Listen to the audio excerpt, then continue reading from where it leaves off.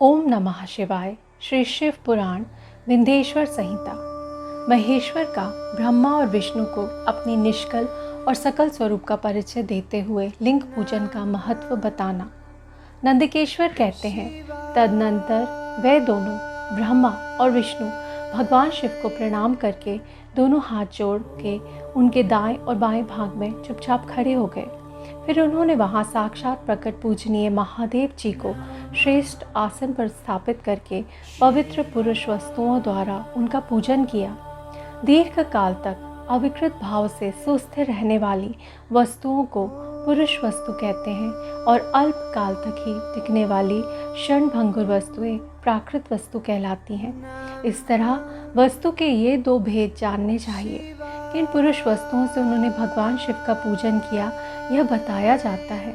हार, नूपुर, केयूर, किरीट, मणिमय कुंडल, यज्ञोपवीत, उत्तरीय वस्त्र, पुष्पमाला, रेशमी वस्त्र, हार, मुद्रिका, पुष्प, तांबूल, कपूर, चंदन एवं अघुरु का अनुलेप, धूप, दीप, श्वेतछत्र, व्यजन, ध्वजा, चंवर तथा अन्य दिव्य उपहारों द्वारा जिनका वैभव वाणी और मन के पहुँच से परे था, जो केवल पशुपति परमात्मा के ही योग्य थे और जिन्हें पशु अर्थात बद्ध जीव कदापि नहीं पा सकते थे, उन दोनों ने अपने स्वामी महेश्वर का पूजन किया।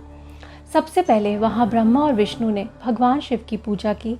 इससे प्रसन्न हो भक्तिपूर्वक भगवान शिव ने वहाँ नम्र भाव से खड़े हुए उन दोनों देवताओं से मुस्कुराकर कहा। महेश्वर बोले, पुत्रों, आज का दिन एक महान दिन है। इसमें तुम्हारे द्वारा जो आज मेरी पूजा हुई है, इससे मैं तुम लोगों पर बहुत प्रसन्न हूँ। इसी कारण यह दिन परम पवित्र और महान से महान होगा।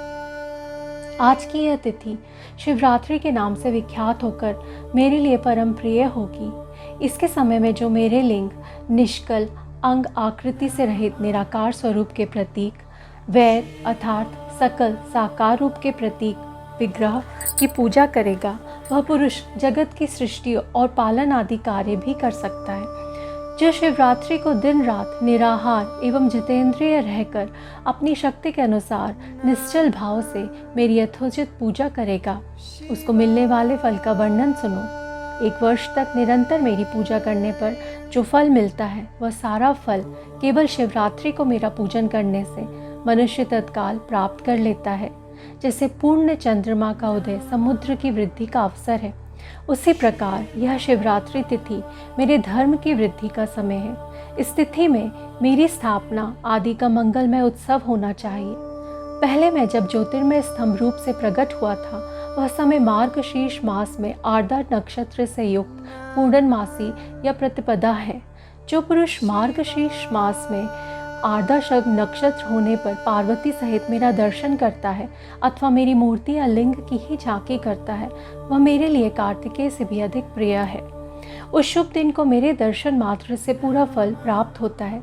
यदि दर्शन के साथ साथ मेरा पूजन भी किया जाए तो इतना अधिक फल प्राप्त होता है कि उसका वाणी द्वारा वर्णन नहीं हो सकता। वहाँ पर मैं लिंग रूप से प्रकट होकर बहुत बड़ा हो गया था, अतः उस लिंग के कारण यह भूतल लिंग स्थान के नाम से प्रसिद्ध हुआ। जगत के लोग इसका दर्शन और पूजन कर सके, इसके लिए यह अनादि और अनंत ज्योतिः स्तंभ अथवा ज्योतिर्मय लिंग अत्यंत छोटा हो जाएगा। यह लिंग सब प्रकार के भोग सुलभ कराने वाला तथा भोग और मोक्ष का एकमात्र साधन है। इसका दर्शन, स्पर्श और ध्यान किया जाए तो यह प्राणियों को जन्म और मृत्यु के कष्ट से छुड़ाने वाला है।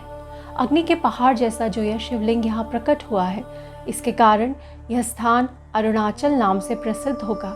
यहाँ अनेक प्रकार के बड़े बड़े तीर्थ प्रकट होंगे। इस स्थान में निवास करने या मरने से जीवों का मोक्ष तक हो जाएगा। मेरे 2 रूप हैं, सकल और निष्कल। दूसरे किसी के ऐसे रूप नहीं है। पहले मैं स्तंभ रूप से प्रकट हुआ, फिर अपने साक्षात रूप से। ब्रह्म भाव मेरा निष्कल रूप है और महेश्वर भाव सकल रूप। ये दोनों मेरे ही सिद्ध रूप हैं। मैं ही परब्रह्म परमात्मा हूँ। कलायुक्त और अकल मेरे ही स्वरूप है। ब्रह्म रूप होने के कारण मैं ईश्वर भी हूँ। जीवों पर अनुग्रह आदि करना मेरा कार्य है।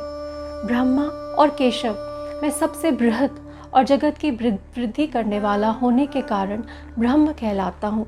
सर्वत्र समरूप से स्थित और व्यापक होने से मैं ही सबका आत्मा हूँ। सर्ग से लेकर अनुग्रह तक आत्मा या ईश्वर से भिन्न जो जगत संबंधी 5 कृत्य हैं वे सदा मेरे ही हैं। मेरे अतिरिक्त दूसरे किसी के नहीं हैं, क्योंकि मैं ही सबका ईश्वर हूँ। पहले मेरी ब्रह्मरूपता का बोध कराने के लिए निष्कल लिंग प्रकट हुआ था। फिर अज्ञात ईश्वर तत्व का साक्षात्कार कराने के निमित्त में साक्षात जगदीश्वर ही सकल रूप में तत्काल प्रकट हो गया। अतः मुझ में जो ईशत्व है उसे ही मेरा सकल रूप जानना चाहिए, तथा जो यह मेरा निष्कल स्तंभ है वह मेरे ब्रह्म स्वरूप का बोध कराने वाला है। यह मेरा ही लिंग चिन्ह है। तुम दोनों प्रतिदिन यहाँ रूप रहकर इसका पूजन करो। यह मेरा ही स्वरूप है और मेरे सामीप्य की प्राप्ति कराने वाला है। लिंग और लिंगी में नित्य अभेद होने के कारण मेरे इस लिंग का महान पुरुषों को भी पूजन करना चाहिए। मेरे एक लिंग की स्थापना करने का यह फल बताया गया है कि उपासक को मेरी समानता की प्राप्ति हो जाती है। यदि एक के बाद दूसरे शिवलिंग की भी स्थापना कर दी गई तब तो उपासक को फलस्वरूप रूप से मेरे साथ एकत्व अर्थात सायुज्य मोक्ष रूप फल प्राप्त होता है। प्रधानतया शिवलिंग की ही स्थापना करनी चाहिए। मूर्ति की स्थापना उसकी अपेक्षा गौण कर्म है। शिवलिंग के अभाव में सब ओर से सवैर अर्थात मूर्ति युक्त होने पर भी वह स्थान क्षेत्र नहीं कहलाता। ओम नमः शिवाय इति अध्याय 9। ओम नमः शिवाय।